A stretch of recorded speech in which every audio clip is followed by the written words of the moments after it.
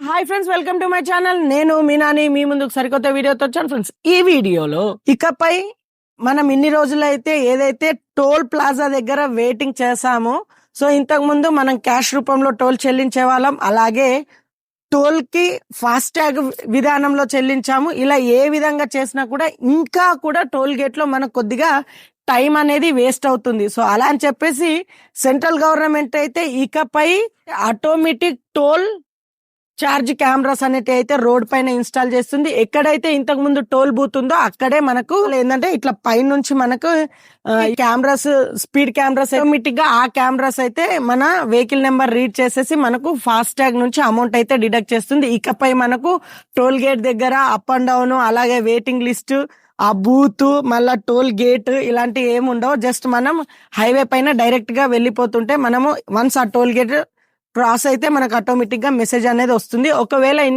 Case మీ టోల్లో balance లేని వాళ్ళకైతే మీకు డ్యూ రూపంలో ఉంటుంది. మళ్ళీ మీరు రీఛార్జ్ చేస్తే ఆటోమేటిక్ గా కట్ అవ్వడం అయితే జరుగుతుంది.